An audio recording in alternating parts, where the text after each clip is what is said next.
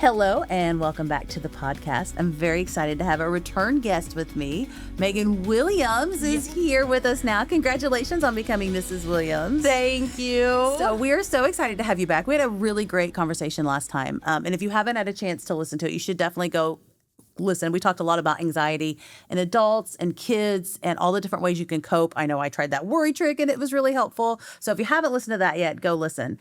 But today we're going to talk about something a little bit different. I think a lot of us are in what they call that sandwich generation where we're taking care of kids and maybe mom and dad. And I know, especially with that older generation, mental health is something they don't like to talk about. So we're going to talk a little bit about that today. Okay, I am ready. Okay, so I know you work with all ages of patients. So talk to me a little bit about, is that an issue, mental health, in that age group? And what kind of things do you see with those kinds of folks? Absolutely. So our older generation, they are starting to slowly make their way into the mental health world. You're right. It is something that for a long time, that generation and before didn't talk about. You know, nobody knew anybody that was dealing with depression or anxiety. You know, I always hear, well, I just pull myself up by the bootstraps. It's no big deal. I'll figure it out. You know, we don't need to talk about it out in public, which at times is okay. You know, yes. But there are times that we do need to involve some professional help, even as we go through these next stages of life.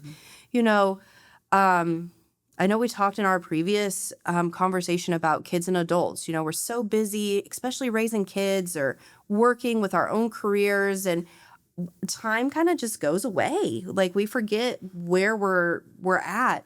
And then retirement comes. And then it's like, wow, my scheduled day is no longer scheduled. And now I'm lonely, or maybe a spouse or, you know, close friends have passed or whatever it may be. As we move into these next stages of life, it does really need some attention because we've never been 65, 66, 67 before until we get there. And now we're dealing with a whole nother set of emotions and feelings just because of the life stages that we're entering. So what do you see commonly among that age group? I mean, if you could name a couple of things, if I was guessing, I'd say maybe depression or that kind of thing. But what do you see among that age group maybe the most? Yes, depression is a big one. Some anxiety of what's next. You know, where is my life going to take me? You know, I've spent all of these years doing all of these things, and now what am I going to do to fill my time? How am I going to make sure I fill my time? And then just, it's not necessarily a diagnosis, but just that loss of community. You know, things change. And now we're trying to find, where do I fit? You know, maybe we've spent years at ball games and sitting on bleachers and, you know, going to this event or that event, depending on what we're doing in the community. And now our world slows down a little bit. So just that loss of where do I fit and how can I do this moving forward? What are some symptoms, like if you're caring for a parent or an older neighbor or what have you, what are some symptoms that you should kind of be on the lookout for? Yes. So with our older adults, you know, if they stop taking care of themselves, especially if there's somebody that was always dressed in a very specific way, or, you know, their hair was always kept real well, or, you know, maybe we've noticed that they're not eating quite as much. Maybe we've lost some weight. That's when we probably need to start asking some questions. You know, hey, how are you feeling? You know, what's kind of going on? How can you tell, though, you know, like the move slowing down, how can you tell if that's maybe a mental health system versus just normal aging? Yes. So, you know, that is a big piece. And I talk a lot about in my office, you know, mental health and physical health go hand in hand. And while we always need to be aware of the mental health stuff, we need to rule out a lot of that physical health concern first. You know, is there something going on? Is it more than just, I'm really feeling lonely, or I'm really struggling to find my peace, or where do I go next? You know, I always say, let's get you in, let's get a checkup with your doctor. Let's make sure everything's going okay. And I want to say we do a really, really good job around here of getting that person to that step, hey, let's make you an appointment before you even leave my office today. Check in, let's get that going. Those kinds of bridging those gaps is so, so, so important, because if we're not taking care of our physical health, our mental health is going to deteriorate. And if we're not taking care of our mental health, our physical health was going to go down too. And I don't think I said at the beginning, but you're a licensed clinical social worker here at Yeah. CMH. So you work pretty closely with all of our family practice and all of our doctors here. Is that something that they ask about, like in a physical? Do they ask about your mental health? Is that take the onus off of the caregiver maybe a little bit? Yes. So I do know that all of our patients are screened at least once a year for depression and anxiety, where then the doctor, your primary care physician can say, hey, I noticed this. And I've seen you for the last 10, 15, 20 years. What do we got going on? Something changed. Is there something else that we need to look at, which is super, super cool, because not only do we have me here, but we also have, our psychiatric nurse practitioners. So we've got a team of people, not just one, trying to help navigate these challenges for all of these patients. Tell me a little bit about what a psychiatric mental health nurse practitioner, what a psychiatric mental health nurse practitioner does. Absolutely. So I'm the licensed clinical social worker. So I take care of the talk therapy. How does that make you feel, processing through those things? And then on the other side is our psychiatric mental health nurse practitioners. And these two that we've got here are amazing at taking care of the medication piece of the mental health world. I always say you'd go to a cardiologist if you had a heart concern, or you'd go to an oncologist or an oncology nurse practitioner if we had, cancer or something like that. Let's get those experts involved. Let's get our psychiatric nurse practitioners and to look at that medication. And then they also have a little bit of that background of, they don't do quite as much talk therapy as I do, but they understand, those pieces of the puzzle as well. You really kind of work hand in hand, very much. Absolutely. Yeah. I'd be lost without them. They are great. As we're talking, I'm trying to picture, some of the people in generation ahead of me.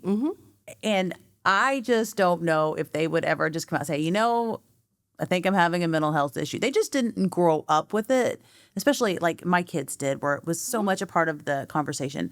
How do you broach that topic with them? Like, you think, Mom, Dad, I think maybe you're having some issues. How do you, that doesn't just throw up a wall between the two of you? Absolutely. Yes. Timing and tone is always key. Probably wouldn't discuss this with them first thing in the morning or right before bed. But hey, Mom and Dad, or, older adult in my world, I've noticed that some things have been changing. Maybe you've not been quite as excited to go to places like we used to be. Or I've noticed that your hygiene or how you're keeping yourself isn't quite where you're usually at, Is there something that I can go with you to a doctor? Have you talked to your primary care provider? And maybe helping kind of bridge that way, where then it's not just, oh, I'm going to go talk to a therapist, or I'm going to go talk to a psychiatric nurse practitioner. A lot of our loved ones really, really trust their primary care provider, which is great, because that is that entry into all of our healthcare needs. So making sure that they're part of that conversation might also make things a little bit easier. Have you scheduled your, Medicare wellness visit or anything like that? Like, let's get that taken care of, so then we can include all of those people in the conversation. Do you think it might be helpful or appropriate, or whatever the word would be, that maybe you might tip off the provider before the appointment and say, hey, I think Mom and Dad is dealing with this. Can you make sure to ask about it? Because you're right. I think people that age really build a relationship with their primary care provider, and they're used to going to the doctor. It doesn't seem as foreign to them. Yes. You're going to know the elder adult in your world way better than any of us. So, it's always good if you can to let them know, but it might also be well received by your loved one. So it's very much you have to know your people, and maybe you go with with your loved one to the doctor and say, hey, you know what, when your primary care says, is there anything else I can address for you today? But wait, there is. I've noticed these things have been going on. Maybe we're not calling it depression or anxiety or any of those mental health terms, but I've noticed that maybe they're not eating quite as often, or maybe, they're not going out as often or spending time in these places or spaces.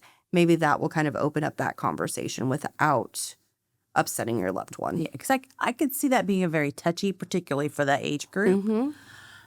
What are some things you can do to maybe prevent some of this loneliness and depression? Prevent's maybe not the best word, but to kind of structure your life to maybe have the best chance of avoiding those things. Yes, absolutely. Community is so important. And that is the biggest challenge that I see in elder adults, is that we've lost our sense of community. And I know I've talked a lot about that today, but it is so important. As human beings, we're not meant to just be alone all the time. So I encourage, going to the local library even and just sitting and reading, or, a senior citizen center. I know nobody likes to hear those words, but there's wonderful resources and community there. I always encourage people to volunteer. Like if they enjoy, spending time with kids, go and see if the school needs help, or go see if your local church, or find a church or some other type of religious group that might speak to what you want in this time. But finding that community is so important. And knowing that you're not a burden to your family. If you have to ask for help, there are things that we all need help with, whether we're 2, 22, 52, 82. We always need something to help us pull that together.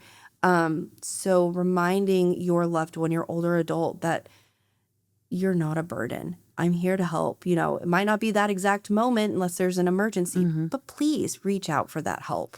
Is there a right way and maybe a wrong way to have that conversation? I sometimes I just feel like sometimes I say things and it's just not what it didn't come out the way I meant. Is there maybe some things you should avoid saying, or?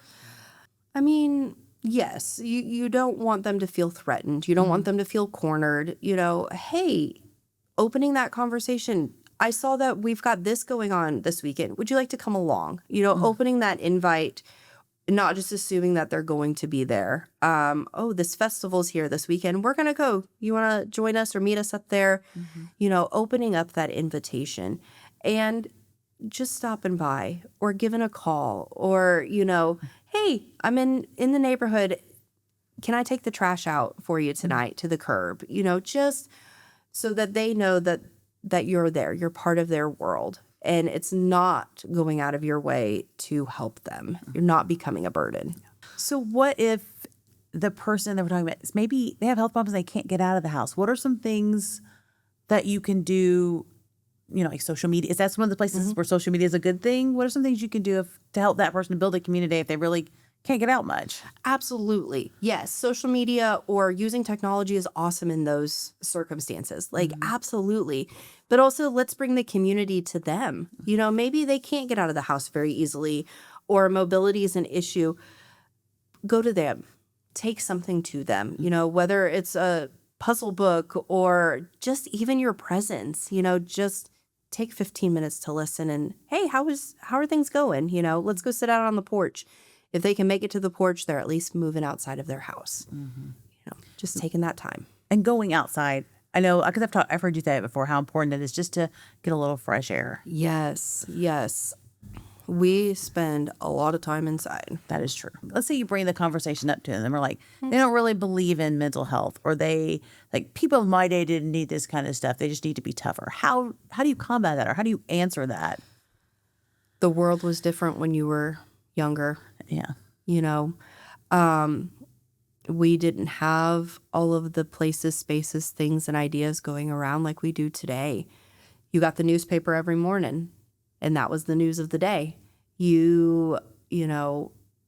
Everybody would go to the same local restaurant to eat breakfast on Saturday mornings. Life was slower then, Now the world moves quicker than we can even blink. And while maybe it wasn't talked about then, it most certainly was going on then. People still dealt with depression, anxiety, and even those bigger mental health concerns. But now we have the resources. We didn't have those resources back then, and it wasn't as easily accessible to everybody like it was before. If you had one thing you could say or one piece of advice you could leave people with, what would that be? It's okay to not be okay, and it's okay to ask for help. That is perfect. We'll put Megan's phone number and her information in our show notes. Megan, is there anything else? No, thanks for having All me. right. This was fun. Thanks for coming, Mrs. Williams. We'll have you back. Yes, can't wait. All right.